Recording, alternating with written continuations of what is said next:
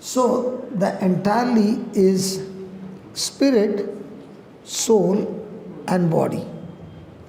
Now, when a child is born before baptism, the child is born with soul and body, and when God said to Adam, "You will surely die," there was no physical death, but there was a spirit dead, and therefore Adam could no longer connect to God in spirit, because remember, God is spirit and we connect or have contact with God in spirit.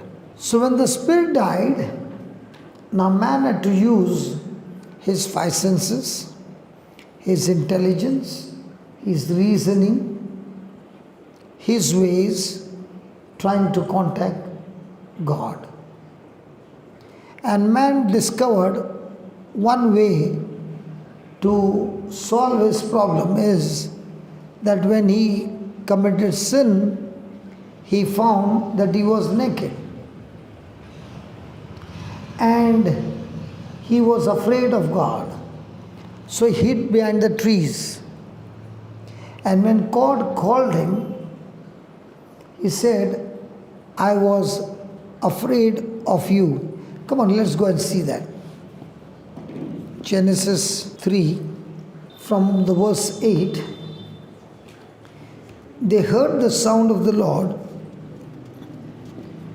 They heard the sound of the Lord God walking in the garden at the time of evening breeze, and the man and his wife hid themselves from the presence of God among the trees of the garden. But the Lord God called to the man and said to him, "Where are you?" He said, "I heard the sound of you in the garden, and I was afraid because I was naked and I hid myself." Was Adam naked before? Yes. But did he know he was naked? Why not?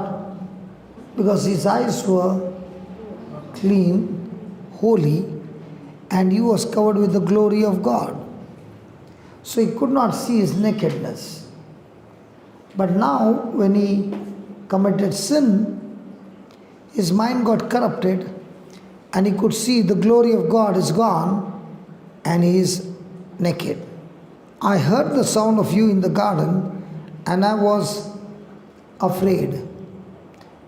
Now, is there a word called fear before this? No. There was no fear, because fear comes from the devil. Now he was afraid. Why? Because I was naked and I hid myself. Now what is God saying when Adam said, "I was naked"? "I'm afraid because I was naked." Look at what God said to Adam. "Who told you that you were naked?"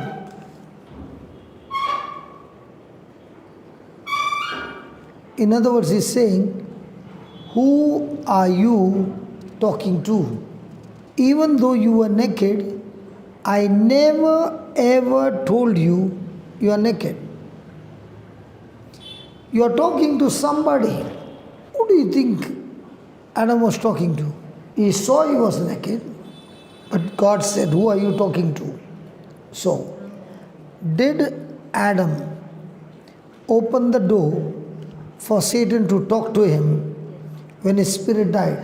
So what is the first thing that Satan did to Adam?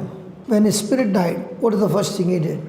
He got his attention on self. He got his attention on self, and for the first time, shame came into the picture. And the same Adam was moving naked before had no shame, because he was so much covered with God's holiness and glory, he did not even feel the shame. But now, when his mind got corrupted, what happened? Shame came. Had God told Adam that you are naked? No. So who told him he is naked? Satan. That's why God is asking him, who are you talking to? Who told you? Who told you that you are naked? Have you ever heard people saying, I am a diabetic? God is asking you, who told you that you are diabetic? I never told you you are diabetic. I told you, by the wounds of my son, Jesus, you were healed. Who are you talking to? I got a heart disease. Who told you you got a heart disease? I'll give you a real testimony, okay? There was this man, a youth, with his friend, and he took him home and he said, I want you to meet my grandmother. My grandmother has a Bible class, so I want you to come to my grandmother's Bible class. So the young man, along with his friend, went for the grandma's class, and then he said to the grandmother, can you please pray for my friend? So she said, yes. Tell me. So his friend said, my grandfather died of heart disease in the mid-40s. My father died of heart disease in mid-40s. And now when I had a checkup, the doctor said, your heart is weak and you will not live long, that you will also die in mid-40s. So the grandmother looked at that man and said, tell me the truth. So once again, the friend said, my grandfather died in mid-40. My father died in mid-40 because of heart disease. And I am also suffering from heart disease, and according to the doctor's report, I will also die in mid-40s. So the grandmother looked at the boy and said, tell me the truth. The boy said the same. She asked him one more time, tell me the truth. He told the same thing. And the grandmother said, I'm going to ask you the last time. Tell me the truth. He said, I'm telling you the truth. So he said the same thing again. The grandmother took both of his ears in a hand, shook him and said, I want you to tell me the truth. He said, no, I'm telling you the truth. She said, you're not telling me the truth. Tell me the truth. You're telling me the facts. The truth is, by the stripes and wounds of Jesus on the cross, you have been healed. Who are you talking to? Jesus said, by his stripes and by his wounds, your heart is healed. Who told you your heart is sick? The boy said, I don't understand. I'm telling you the truth. She said, no, you're not telling the truth. You are telling opposite to what God said. And that's not a truth, that's a fact. Who are you talking to? Tell me what Jesus said. Don't tell me what the doctor said. So the boy looked at the grandma. And the grandma said, listen, son, your physical symptom says you are suffering from heart disease. It's a fact. But it's not the truth.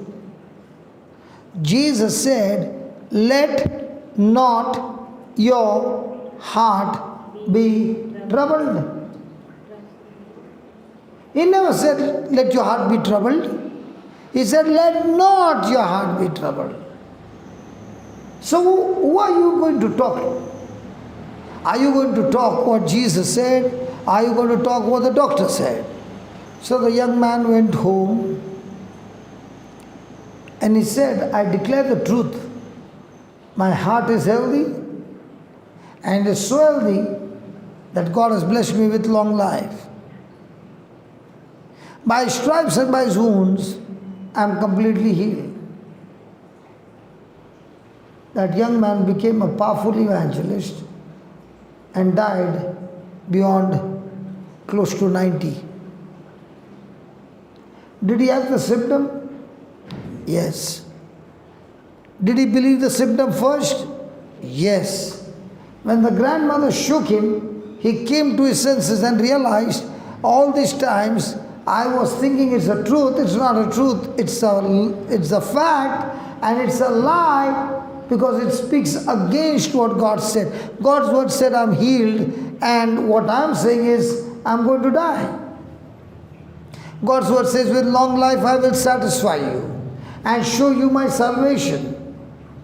And I'm saying my grandfather died, my dad died, and therefore I will also die of the same disease. When he changed his thinking, when he changed his speaking, he lived close to 90. What actually happened? Hello, what actually happened? The real truth is, the day you believe Jesus, you get born again. What is the meaning of the word born again? When you believe Jesus as your Lord, God and Savior, when you believe Jesus as your substitute, who took your place on the cross, when you believe He is your representative, He gives you a new birth. And in this new birth, you get a new spirit, and the Holy Spirit now communicates to the new spirit. So who are you? Born again new spirit. And this new spirit can understand the things of the Lord. And now your journey is, am I going to take the word and believe in my heart, that is believe in my spirit, and challenge my mind, which is a champion in facts, to shut up and listen to the spirit that is talking to you, the written word of God. I have three people: spirit, soul, body. You take a pipeline. If I start the water from here, will it go here? Yes. Will it go here? Yes. That's how the system works.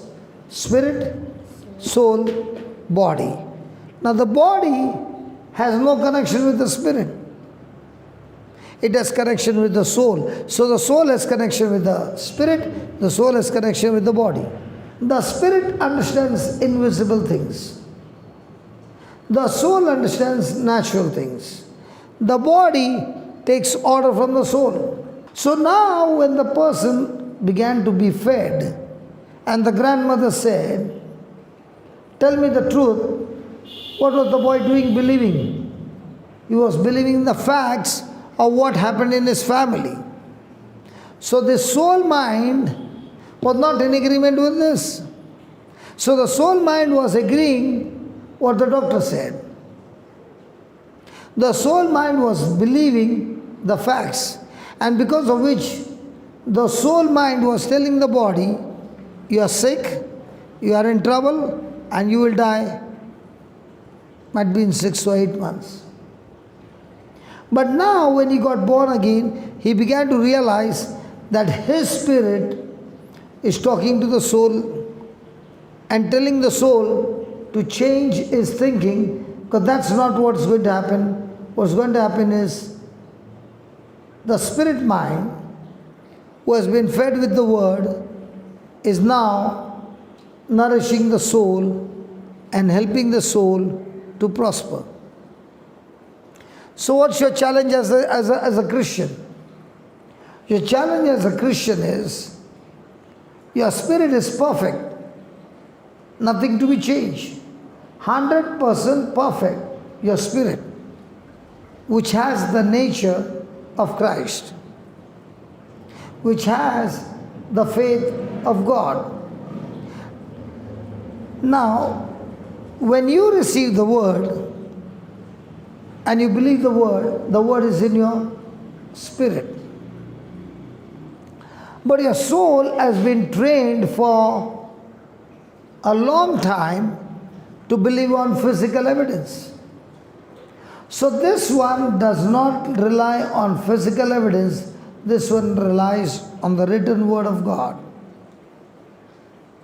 And the soul mind depends on physical things.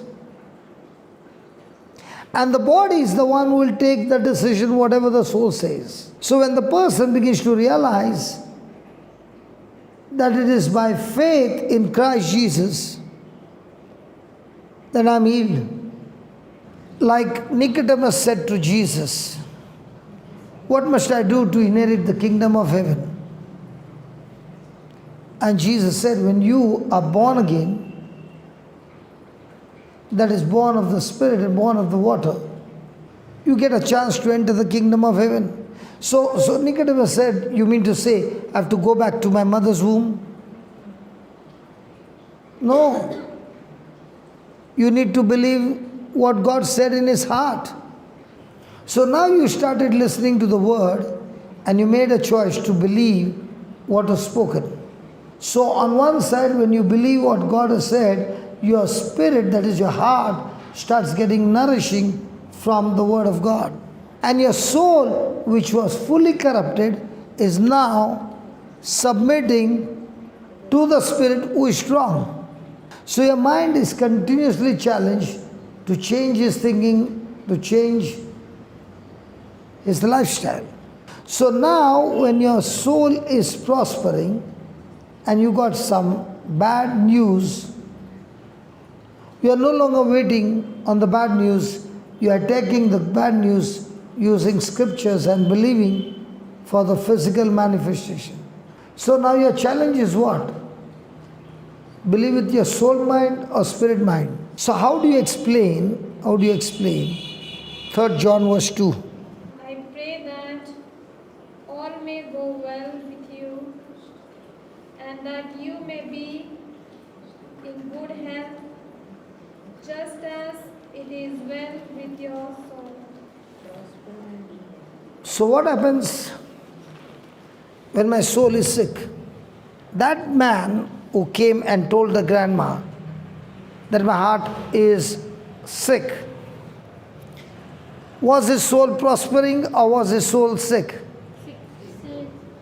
Now listen to what translation she has. Read that 3 John verse 2. Beloved, I wish above all things that thou mayest prosper and be in health even as thy soul prospereth. As your soul prospers, you be in good health and that everything goes well with you. Now what is the meaning of the word soul prosper? The spirit understands the things of God. The soul understands the things of the world. And the body is the one who takes the order from the soul. Now where's the problem?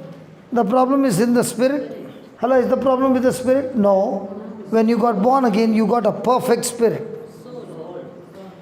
Now, what you learned, was it the word of God or the things of the world? Things of the world. Now your thinking is of the flesh or of the spirit? Flesh. So if your thinking is of the flesh, will your soul prosper? No. Now we are sitting in this class from the last 2 days. What's happening to your soul? Prospering. So the more and more and more of the knowledge of God and practicing the knowledge of God, speaking the knowledge of God, is your soul prospering or sick? Now what is happening? Not only you are changed, with you, your family starts changing. Now with you, others are also changing because your soul prospering is delivering you from self-centeredness and giving you what? God-centered and other-centered. Go to Gospel of John. Look at the 6th verse. John 3:6. What is born of the flesh? Now, were we born from our mother's womb? So, did we have the things of flesh? Yes. Then? And what is Now, are you born of the Spirit Yes. or of the flesh? Now, was Jesus born of the flesh or of the Spirit? Now, did the angel Gabriel come and speak a word to Mother Mary? Did she receive that word? Did that word become flesh? So was it supernatural that this miracle took place? Was Mother Mary believing physical things or spiritual things? So, okay, good. How many of you would have been so happy in the place of Mother Mary if the angel had to come and meet you? You would be the mother of Jesus. Grace, what do you think if the angel had to come and talk to you?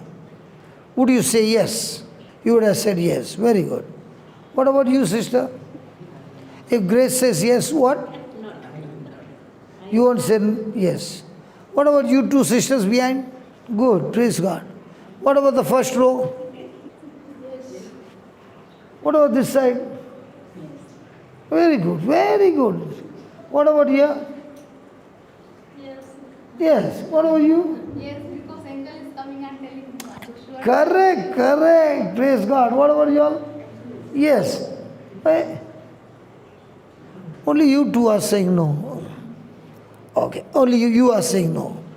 Now what if a person with wings would come and stand before you? Would you be listening or would there be an ambulance?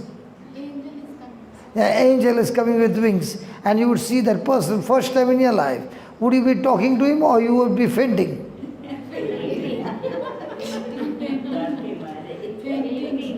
Okay, let's forget it. Now you are engaged to get married.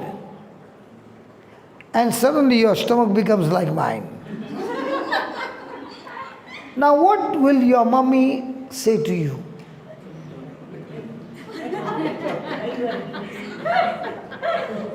What would you give an answer to mom? Mary, would you say yes or no? No. Okay, tell me, what would you tell your mom? Angel is coming. So when mom says, how come your stomach became big? Angel is coming. And mom would believe that? Dad would believe that? And what would you talk to Joseph, with whom you are going to get married? Angel is coming, and Joseph would believe that. Good. And now the Pharisees come and ask you. What would you be saying to the Pharisees? Angels are coming. And the Pharisees would believe you. And in those days, you would be stoned to death. So Grace, are you ready to be stoned to death? Come on, Grace. No? So you change your verdict. Now angels are coming to save you, isn't it? Now, even if Joseph said yes, everybody said yes, what about the people looking at you? Hey, how come you look so chubby, man? Only with engagement? And how come your stomach has become a little big? What? You will what? You will explain and the world will believe you. Very good. Sister Sinjana, would you believe her? No. Point blank, no. She might even be the first one to throw the stone to you. Yeah. How come Mother Mary believed? God's grace is given to them to accept that. Holy Spirit. So God has not given you the grace. Not for this, but other things. Has God given you the grace? Then how come you fall? He is giving us the grace, but we have to believe in what He says. The first thing that Mother Mary would have said, I have not prayed for this. I had not planned for this. Sequeira was praying. And the angel said, God has answered your prayer. But did the angel say, Mary, Hail Mary, full of grace, God has answered your prayer? Because she had not prayed. But she believed God is a good God. How many of us believe that God is a good God? If He is a good God, He will never ever do anything to put me in trouble. I don't understand His ways, His plans. I don't understand everything, but I do understand He's a good God. And if He is good, and if He has started this plan in my life, I don't have to bother. It is His responsibility to finish it. And that's called trusting. I trust you, Lord, with my future. My parents might reject me. The world might reject me. Even the one with whom I'm engaged, that person also may reject me. But one thing I know, you will not reject me. One thing I know, you will never forsake me. And if you have started it, you shall finish it. So was Mary's relationship based on trusting God or based on what can God give to me? So did she receive the word? Did she say, yes, I'm ready. Let it be done unto me according to your... What if Mary had not to say that? Would she get pregnant? Now when she came back from Elizabeth's place, she was staying with Elizabeth for 3 months. What do you think would have happened when she came back and Joseph came to know that she is pregnant? What did Joseph plan? He did not want her to be killed, and therefore he planned to leave her secretly. Did Mary sit and cry and tell Joseph, please believe me, Joseph, please believe me?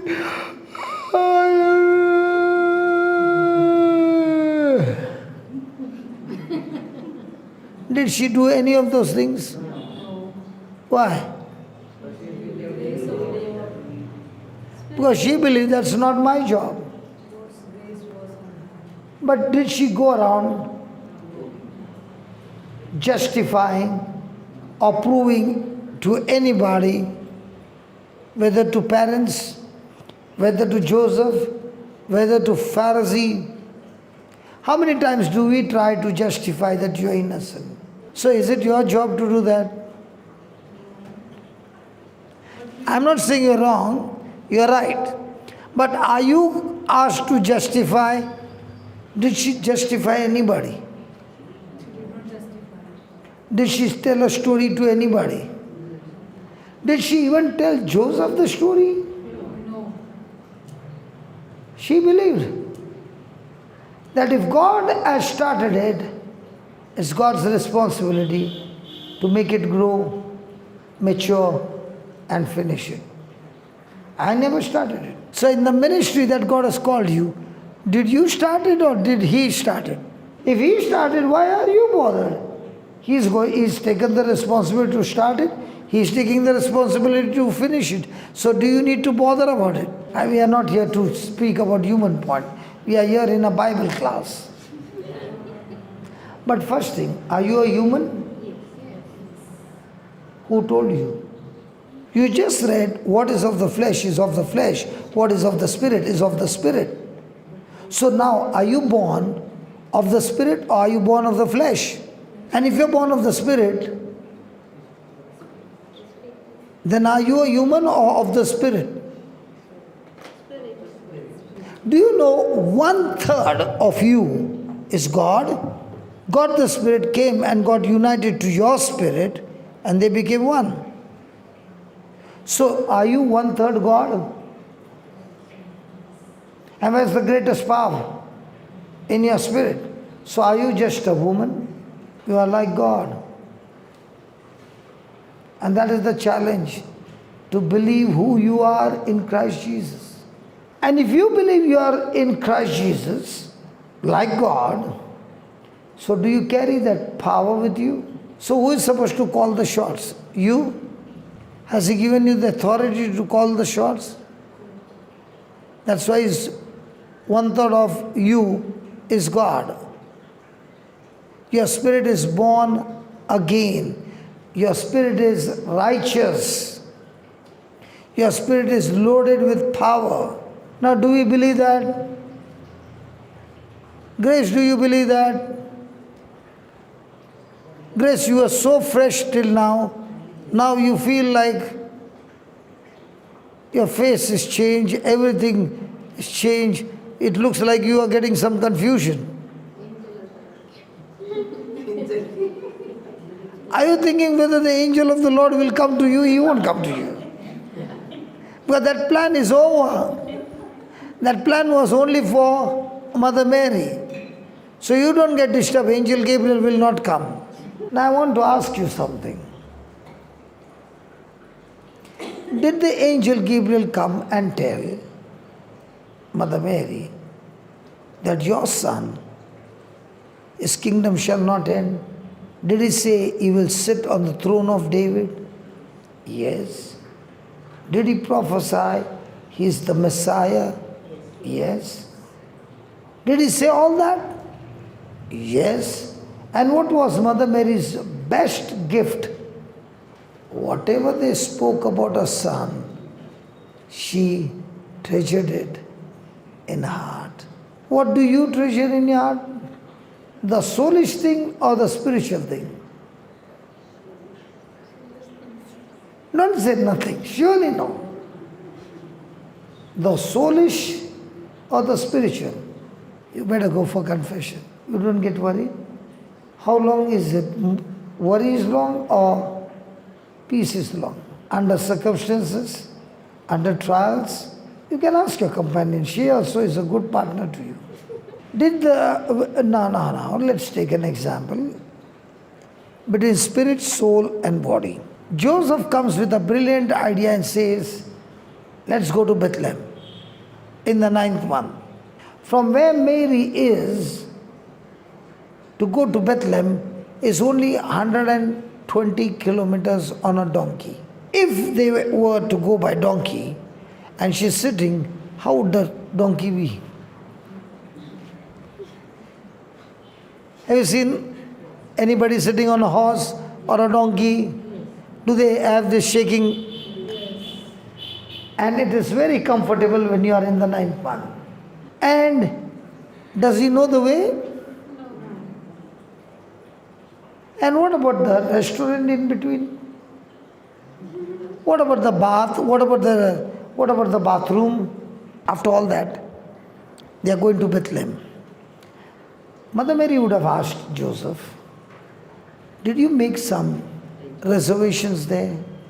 And Joseph would have said, yeah, I called them over there and they have made some good reservation for us. Would a lady sit on a donkey 9 months, traveling 120 kilometers, and the driver is in the front taking the donkey and the wife is behind sitting and very, very comfortable? And when she asks, did you do the booking? And he says, no. Did you speak to the hospital? No. Did you find a midwife? No. Then what did you find? Don't worry, Mary. I'm a carpenter. I've got all my tools to make the delivery. Okay, Joseph, have you ever done this delivery before? No, this is my first one. I got the saw. I got a hammer. I got a plier. I got the nails. I got all my tools. What would the wife say? Sister Sinjana, you are Mother Mary. And supposing your spouse had to say this, what would happen? Only that much? What would be the journey? Now tell me, how come she went for 120 kilometers, peaceful, and even when they did not find the place, you don't see her grumbling. Now tell me, did Mother Mary see a physical angel? Yes. Did Joseph see an angel? No. He heard it in a dream. So who is more powerful? So shouldn't she say that this son is not an ordinary son, this son is a son of God. Go and talk into the palace. I'm going to give birth to the Son of God. Did she argue with Joseph? Shouldn't she argue? Has she seen the angel? Yes. Has Joseph seen the angel? He only got a dream. But yet, is she willing to submit? So now, Joseph comes and says, I found a beautiful place. What? Most hygiene place to deliver the baby. Today science will say what? And many people in the tribals were really born in the stable. Those who were long many years back. That's what I heard the grandma saying also. Now the baby is born, and there comes the angel, there comes the shepherds. Now, in the time of Jesus, in those days, would anybody believe the shepherds? They are only ordinary people. Have you seen some gypsies? They travel from one place to the other place and another place. They don't have tikana. They don't have address. They are all the time traveling. And most of the gypsies are mastermind thieves. In those days, they would not even take a witness. If a shepherd comes for witness, they would say, not this person. They would never trust a shepherd. And God has to reveal the birth of His child. Whom should He reveal? To the Pharisees or to the worst of the worst shepherds? And what did He reveal? Glory to God and peace. Now, did the shepherds, when they heard this, did they go out carrying the news to find the child? Did they come and tell Mother Mary? Yeah. Now, did she ponder on that message? Yes. And they said, we saw stars, angels, the whole sky lit. And this child is a special child who will bring peace to mankind. Now, did Mother Mary believe that? Yes. Did she treasure it in the heart? Yes. Now the child is growing, and now the presentation in the temple. Did the prophet Simeon come and prophesy? Yes. Did the prophetess Anne come and prophesy? And did that person say, a sword shall pierce your heart? Yeah. Did she understand? But did she ponder? Come on. She pondered. So she knew that her son is truly the Son of God.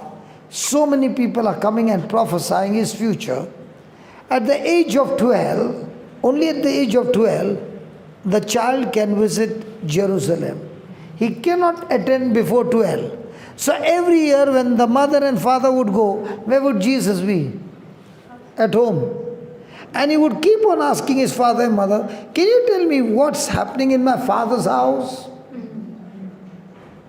And at the age of 12, he got a chance to enter his father's house. Was he excited? Yes. Was he talking to the scholars? Yes. And after 3 days' journey, they found the son is missing. What do you think would have happened to Mother Mary? Have you ever seen a mother who loses a child in a mela? In Jerusalem, there were millions of people who were coming to visit during the feast time, and the child is lost.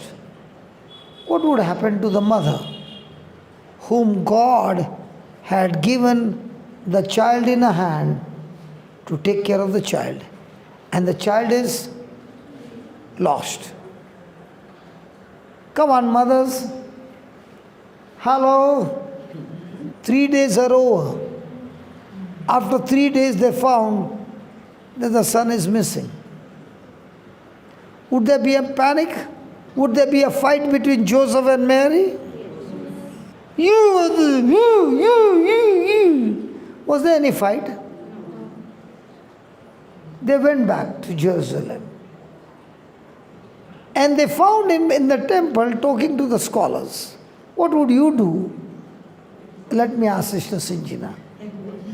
What would you do when you found your son in the temple and you were searching for him for 3 days? And before giving you say, you would have asked, where were, and he gives you an answer, Mom, don't you know I must be busy in my father's business? Come here, I'll show you whose father's business.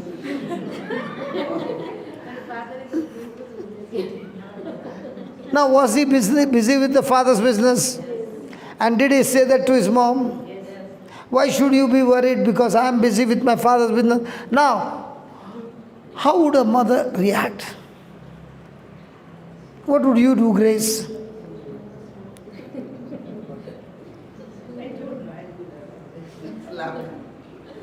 Oh, yeah? Would that break your heart? And now he's saying, don't you know that I should be busy in my father's business? What would you do? But the angel came and spoke to you about him, and now you will give him tight. Thank God, God did not give his son to you. What would you do, precious one? See, listen, when you study the Bible, when you imagine all this, what comes? I forgot one incident. I would have pulled him from there. In the sense. I want to tell you one more thing. There were 3 kings who came, or not kings, wise men. Okay, they came to Herod and said, where's the king? And Herod came to know that in Bethlehem a king is born. And he said, when you meet him and come back, you give me the message. Did they also get a dream? Yes. Because Herod is going to kill, the dream said, go through some other way. So Herod is waiting for them, and they don't come. What order does he give? All the male children should be killed. That night, Joseph gets a dream. Take your son right now and flee to Egypt. Who is saying to Mother Mary? Joseph. Who said last time to go to Bethlehem? And last time you know what experience she went through. 120 kilometers. This time only 670 kilometers. If you were Mary and your spouse said, that time the baby was inside, now the baby is like this, 670 kilometers. Ready? Oh, hey, jara photo le yaar. So nice. Because the husband is, Hindi में बोलते हैं पति परमेश्वर है, ऐसा बोलता ना. हाँ, इन्होंने जरूर वो डायलॉग सुना है. क्या sister? Tell me, Joseph will be where? Walking in front. Who will be holding the baby? And like this, holding with the donkey. Small infant, easy job. But for everything, did she open her mouth? Why not? There's one common thing that she knows.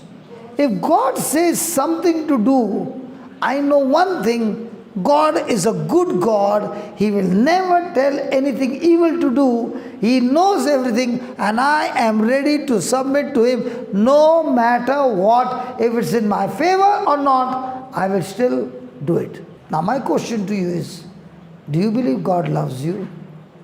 Yeah, you want to ask a question. Yeah, I know that. It's bubbling from inside. Come on, go ahead. God's grace was on her. So you mean to say God's grace is not on you? Yes, it is. In fact, we have got more grace than her. God's grace is on her. In fact, we got more grace than her. Because in her case, she was not born again. We are born again. But the first question mark for everyone is, do you believe God loves you? Don't say just yes. Do you really believe? Not 100%. Because the day you start believing, you will fear nothing. Do you believe God always has good plans for you? Yes. If you really believe, then why is the anger in you? Do you believe that He has a beautiful future for you? So when you see tests and trials coming in, are you saying, Lord, I don't understand, but like Mother Mary, I will learn to keep my mouth shut, submit to you, and willing to go through your plan? is Mother Mary the most excellent disciple in the Bible. Amazing, amazing, amazing. You won't find anybody there. For everything, she's ready. Not willing to open her mouth. Come on, let's do some fast forward. Now, Jesus is a carpenter because he's a carpenter's son. The father has died. Now, all that I'm saying is spirit, soul, and body, okay? Now, all that she's believing is in the spirit or soul. Her husband dies, and the son has taken over the business.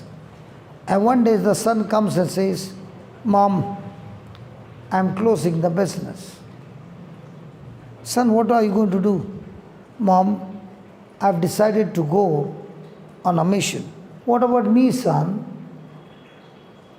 Mom, I will have to leave you and go. Let me go. Come on. And what are you going to do? I'm going to go preaching. So, there's a wedding at Cana.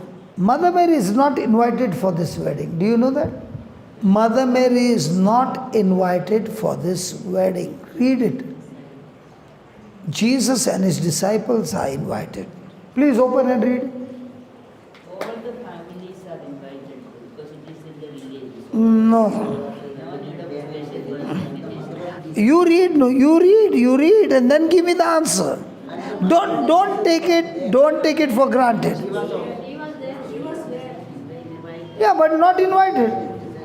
He was there already. No, Jesus and his disciples also was invited. Read it correctly.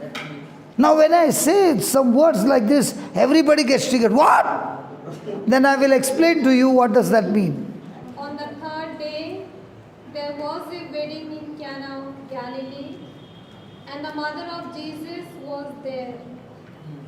Jesus and his disciples had also been invited to the wedding. Jesus And his disciples. Jesus And his disciples. and his disciples also were invited with Jesus. Yes. But Mother Mary was there.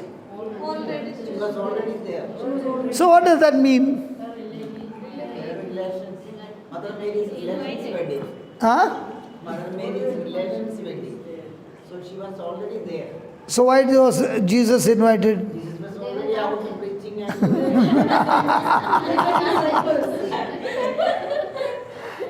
Jesus and his disciples also were invited. Now is it given? Mother Mary, Jesus and his disciples were invited. And both? And both Jesus was called and his disciples. Both. Jesus and his disciples were called. Was Mother Mary invited? Can I explain to you? Don't get annoyed with you. I'll explain and I'll prove it to you. Please understand, Mother Mary is so close to this family that she doesn't need an invitation. Listen, if anything is troubled in the kitchen, can the guest come to know? No. How come she knows? Because she is more than a family inside. Now, if you are a guest and you went for somebody's wedding, can you tell that person's servants to obey you? So she is so close that even the servants respect her, that she is one of the family. So does she need invitation? She is extremely close. That's why when something went wrong, she knows it all. When you are invited, do you go to the kitchen? When you are invited, do you go and talk to the servants? And will you tell the servant, leave all the job and listen to my son? Hey, hold on. Who are you? Who are you that I should obey you? I got my own owner. I'll obey my owner. He pays me. Do you pay me? How come the servants obeyed her? Because the family who invited Jesus and Mother Mary was so close She did not need an invitation. But was my presentation so very opposite to what you were thinking? I like to do the presentation in such a way that first you look at me with terror. Now when you understood, now you're saying, oh yeah, she was so close that when the wine got over, she went to her son and said, the wine is over. And what did he say? What did he say? Hey, don't cut off the first word. What's the first word? What concern is that? No, what concerning? Tell me the first word. Don't you omit the first word. You ladies are very, very sharp to cut the first word and talk everything after that. Grace, supposing you got a son and his friends are with him and he calls you woman in front of his friends.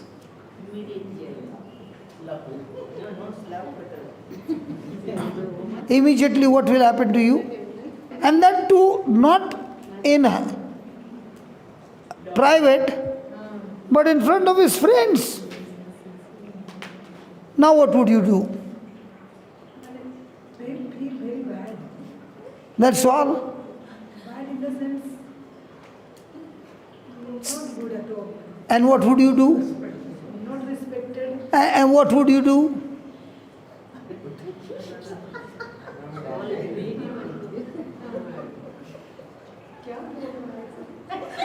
Sister Sinjana, what would you do?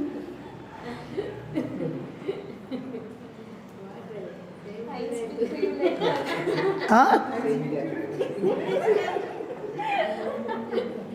What would you do? I will speak to you later. यार ये छोटी है लेकिन पूरी तलवार है यार. मैं तो सोचा ये पापम है. Actually speaking, looking at her face, she looks what? Like a lamb. But little lamb is like a sharp knife. But at least she said later I'll see. Okay, she'll wait for later. What about you? Right there. On this one. Now, isn't that strange that he should call his mother woman? And the best part is, he calls his mother woman twice. How does it look that he doesn't call his mother mother? You mean to say, Mary,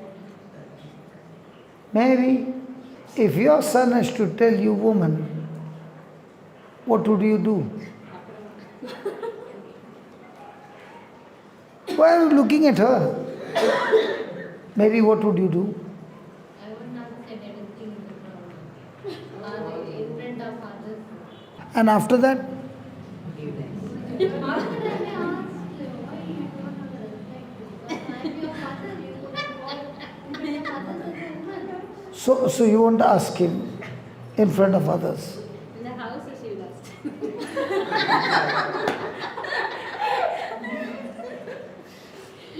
Grace, isn't the Bible so dangerous? It is so dangerous when you don't know the interpretation. Yes. Okay. So can I give the answer? Yes. Okay. Did a woman, the first woman, her name is Eve. Did she cause the first man and led him to sin? Yes. Correct? And when the woman committed sin and the man committed sin, the curse came on them. And God said to the woman, I will put enmity between you and the woman. And the seed of a woman will crush your head. Now, he said, woman, my time has not yet come. Did she argue? No. Did she say to the servants, go and do whatever he tells you to do? So when Jesus called Mary, woman, in front of his friends, he is telling them the prophecy that the seed of a woman shall crush the head of Satan. This is the woman, and I am the seed, the Messiah, who will crush the head of Satan. If the first woman led the first man into sin, the second woman led the second man, Adam, to start his ministry. Now is that confusion gone? Now, did Mother Mary understand? But did she open her mouth? There were many things that she did not understand. But there were many things, in spite of not understanding, she knew one thing, that her son is a son of God. And she respected and honored every word, including the word woman. Did she get annoyed? No. She just said, listen, whatever my son says, just do it. And the servants went. Did she obey the woman? Yes. Now, will you go to somebody's house and talk to the servants? And will they obey you? Now, was she really a guest or a family member? Does she need invitation now? So what was the nature of Mother Mary? Her nature was that she mingled with the family in such a way that anyone from outside would say she is a member of this family. Now, did Mother Mary receive everything with a soul mind? And if a mind was soulish, then the fruit would be extremely corrupted. So did she live by soul mind or spirit mind? That is why when I ask you questions, you are thinking with soul mind. And that's why you are bitter. But now when you understood the interpretation, now you bitter. He is telling his disciples, she is the woman. The prophecy given by the Creator, right in the book of Genesis. This is the woman, my mother is a woman, and I, her seed, will finish the job to destroy Satan. Why do we get angry? Because we did not interpret right. Why do we get into bitterness? Because our interpretation is wrong. So he called a woman in the beginning, and he called her woman when he finished his mission. Because the Bible says everything in the kingdom of God has to have two witnesses. One witness is not enough. That's why in the Bible he calls his mother woman at the start of the mission and at the end of the mission. And now he's talking to John. John, this woman is your mother, but she is the mother who brought me to this world. And her seed I am, crucified on the cross to finish this battle with Satan forever. Can we go a little more deeper? Sure? I got plenty of time. Okay. Now, was the prophecy given that his kingdom will not end? That he will be sitting on the throne? Now the news comes that Jesus is arrested and is brought before Pilate. And everybody is accusing him, and the disciples are also watching from a distance. And Mother Mary is also there. And the court case is going on, and Pilate, the judge, is saying, I don't find any evil in this man. I find this man innocent. And therefore, I have decided, according to the law, to release him, because according to the law, I have to release one person. Barabbas, Jesus, because I don't find any fault, I have decided to release him. What did the Pharisees say? Barabbas. Okay, Barabbas. Then he said, what do I do with Jesus of Nazareth? First the high priest said, crucify him, and then the whole crowd said the same. What would happen if you were there and the judge says, I find you innocent? And the next moment he says, crucify him. The judge himself said, I find no fault in him, he is innocent. And then the same judge says, crucify him.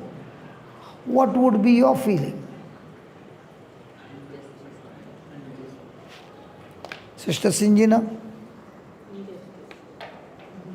Yeah, when injustice is done, how do you become?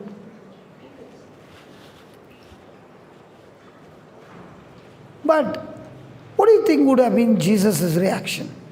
Inside, Jesus is jumping with joy. Why is he jumping with joy? He could have got disqualified. Jesus could have got disqualified even if he had to die on the cross. And what was the disqualification? Even if Jesus has to die on the cross, sinless, he would have got disqualified. Because Jesus on the cross is a Lamb of God. On the cross, is he a priest? No. He is a Lamb of God as a substitute. Can a sacrifice be offered without a priest? Will God accept a sacrifice without a priest? But is God going to think about the Pharisees, or he has got a system? Every sacrifice has to be offered by a priest. And this Lamb of God who takes away the sin of the world has to be offered by a high priest. And when the high priest said, crucify him, Jesus said, job done. The high priest did not even know he was actually offering the Lamb of God to God, and Satan did not know it. Nobody knew it. And Jesus said, thank God. Thank you, Father. It is the high priest who said, crucify him. Now the sacrifice is acceptable to God because it is offered by the high priest. That means he will not be disqualified. Sorry? That means he will not be disqualified. Now he is not. If the high priest had not to be said and Jesus would have been crucified, the sacrifice is not acceptable. Can you see now, looking at everything in the spirit and looking at everything in the natural is so different. So also when we go through trials, do we look through the natural eyes or the spiritual eyes? The moment you go look at everything with your natural eyes, you are bitter, you are frustrated, you are broken, you are everything. But the moment you turn your eyes, looking at the scriptures, you say, my God, this is so powerful. Did the high priest know? Did the Pharisees know? Did the devil know? Did anybody know? Did Jesus know? And he is your coach. He is your teacher.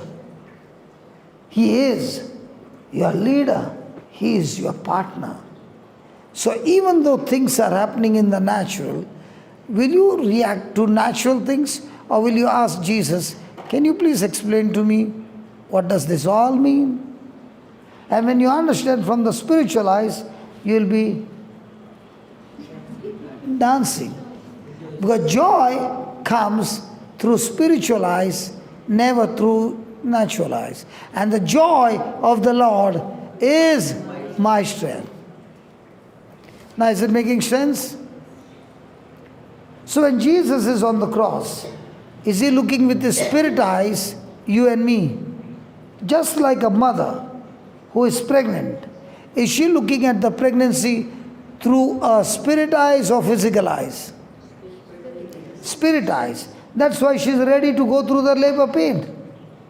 If she had not to go through the spirit eyes, she would have rejected the labor pain. She knows that to get my baby, I have to go through all this, but it's temporary. Once it's over, I can enjoy my baby forever. And that's why she goes 1 time, 2 times, 3 times, and in olden days, 12 times, 1.5 dozen times. Because what is she enjoying? The baby to bring into this world. Haven't you ever heard? 10 children, 12 children, 14 children, 17 children. Why is she having that strength? What about the new generation? One child, don't want labor pain. Make it numb. Is there a difference? Come on, talk to me, please. What about those days? Were they ready to take the pain? But would they still bring the baby into this world? Why? They look at everything through the eyes of the Spirit. Today, what do they look through? Eyes of the Spirit or carnal? So today, the women are selfish or selfless? And in those days, no, I'm not talking to you all. I'm talking about the younger generation now who are getting married. Person is in the flesh, he only looks what he can see. But a person in the spirit is saying, I can see all this, but in the spirit I can see the finishing line is on my favor. Now Jesus has been condemned to death.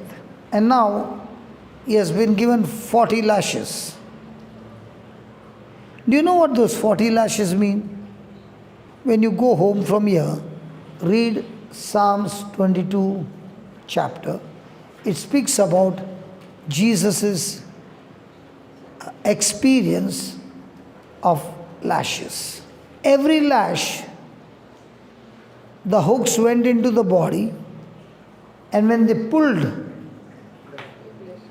it tore the flesh, and even his bones could be seen. And the Bible says his bones could be counted. The Bible says, like bulls of Bashan, they hit him. Can you ever think about a bull hitting a man? And bulls of Bashan are the most tall, big ones. And that was the hit on his body, that every one of his bones were out of joint.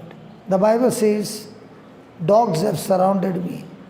Have you ever given a dog a bone and there's little flesh? How does he tear the flesh from the bone? Does he keep biting the bone till he is able to crack it? The experience that Jesus went through was like a dog biting and tearing the flesh. So was the punishment of lashes. Now after the lashes, Jesus is brought out. And Mother Mary is watching what she can see of her son. What would be the mother's response? The first response would be, God is the biggest liar. Why am I saying that God is the biggest liar? Because he said her son would sit on the throne of David. Now she can see he has lashes, and the son is brought out with a crown not of gold and diamonds, but a crown of thorns. What about the prophecy that you will sit on the throne of David? Won't it come a thought, God, you are 100% liar. You said to the shepherds, glory to God in the highest, and peace to all mankind on earth. Where is the peace you are talking about? Is this called peace or pieces? How can she trust God now? His kingdom shall never end. Hold on, God. My son is dying. He is bleeding. His breathing is last. And he gave up his spirit and died. Where are your prophecies? Simeon, where are you? You gave me the prophecy. Prophetess Anne, where are you? You gave me the prophecy. Aren't all those prophecies lies? Hey, Angel Gabriel, I trusted you, man. You also told me a lie. How come with all that she is watching, she's still quiet and doesn't speak a word? Would any of us keep quiet? Would we not ask God, you send so many prophets and prophetess to come and give the prophecy, and none of them seem to be truth? Why do you think Jesus had a crown of thorns? He had a crown of thorns because when man committed sin, God said, a curse has come on man, that out of the sweat of his brow, even though he works hard, he will grow thorns and thistles. And Jesus took those thorns and thistles, made a crown, and put it on his head. And when the blood came on those thorns and thistles, now we are free from growing thorns and thistles in our life. Every part of his body speaks about freedom. Now, why is Mother Mary not opening her mouth? Why is she so sure that every prophecy given to her is true? Sister Grace, why is this Mama not opening her mouth? Why is this mother not opening her mouth? And she can see with her eyes the son is dead. I'll give you an answer for that. The foundation answer of a life so different from us. Did Mother Mary know that the conception that took place was 100% not of the sperm of Joseph? Yes or no? Yes. So did she know that the first prophecy given by Angel Gabriel had come true? Yes. Did anybody know that? Does the mother know? Does the mother know that her child is not an ordinary child? Because she had no physical relationship with anybody. And if her child came without physical relationship based on prophecy, even though my son is dead, even though my eyes are talking everything, I know for sure if God did that, He will do it, but I don't know how. Open your Bible to Mark 4:26. He also said, Jesus also said, the kingdom of God the kingdom of God is as if someone is as if someone would scatter seed on the ground. would scatter seed on the ground. Now, did the angel Gabriel come and cast the seed in the ground, the heart of Mother Mary? Yes. Did the angels come and cast the seed in the ground of Mother Mary? Yes. Did Simeon come? Did Prophetess Anne come? So the seed has been planted, which she pondered all throughout her life. As if a man should scatter seed into the ground, then And would sleep and rise night and day. and would Sleep, sleep. do you go to sleep at night? Yes. Yes. But how many of us go to sleep at night with worry? The Bible says the kingdom of heaven is like this.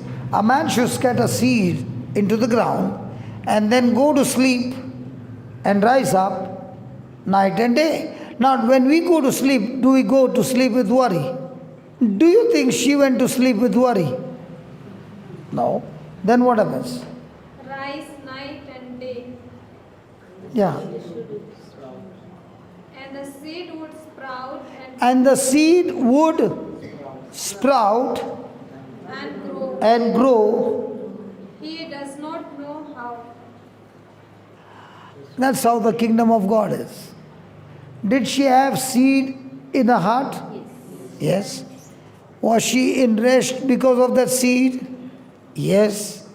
Even though she saw what she saw, was she puzzled?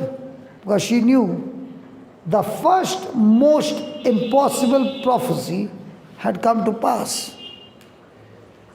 So she continued to hold a peace night and day, and the seed in her began to grow all these years.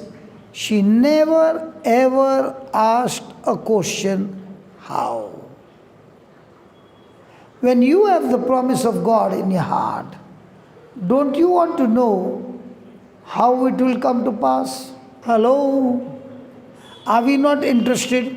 God, thank you for the promise, but can you tell me, how are you going to make it come to pass? The Bible says, people who are of the kingdom of God never ever ask God, tell me how. And what do we do?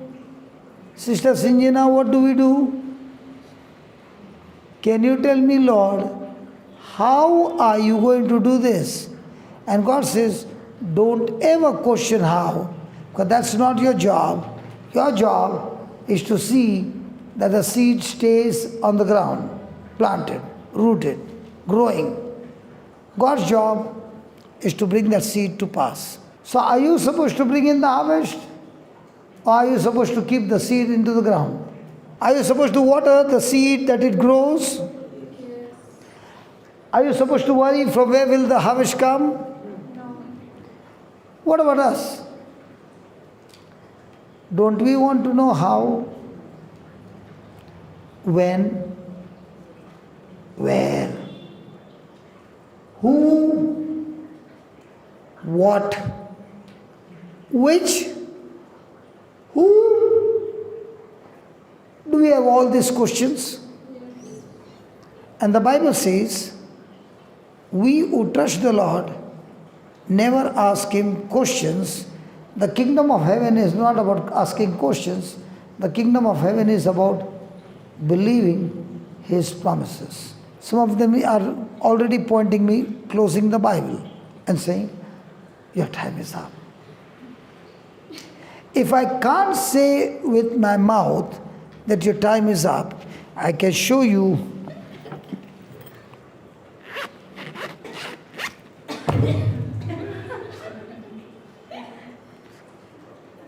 now I can read the sign language. So from now on, are you going to try to be a spiritual person or carnal? Are you going to try to understand this with your natural eyes or spirit eyes? And the more you are in the spirit eyes, the more you will find worry running away from you. But once you learn, I don't have to ask question, how will it happen? Who will make it happen? All I have to do is cherish the seed in my heart and go to sleep in peace. It is the seed that will grow and bring in the harvest. You are not responsible to bring the harvest. You are responsible to guard the seed. You are responsible to water the seed. How do you water the seed? How do you water the seed? Studying the word is planting the seed. How do you water the seed?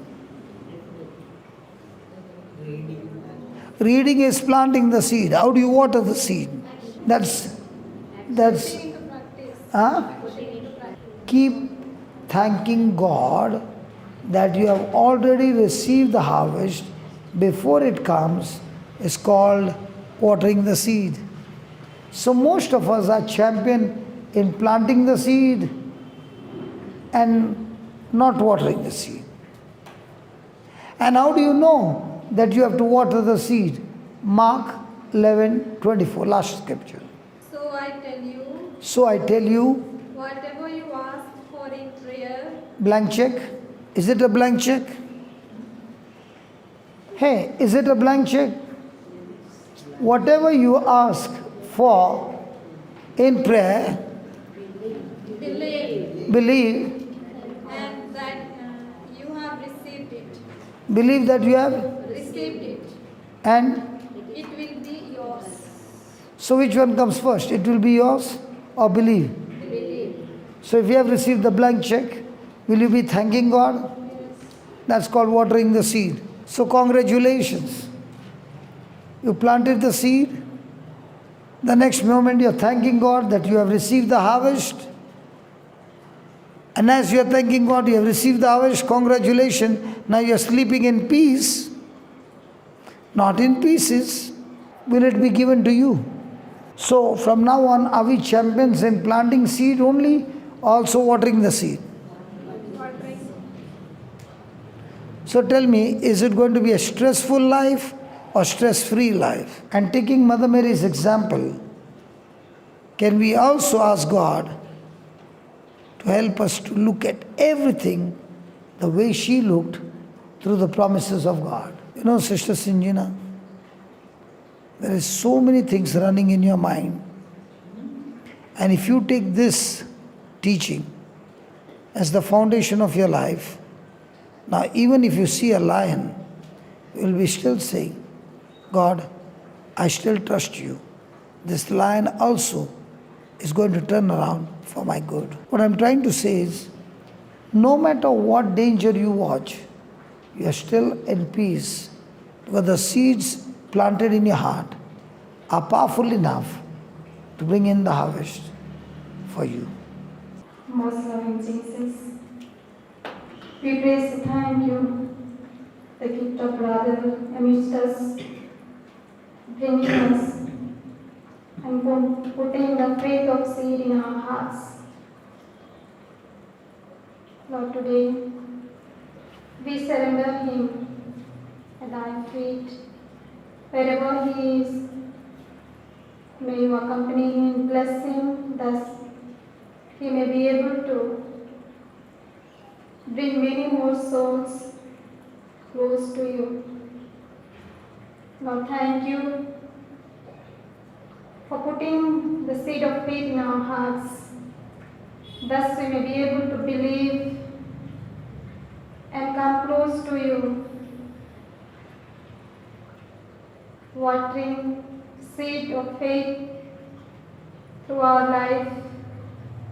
We may be able to witness your love, that you have died on the cross. We make this prayer through Christ our Lord.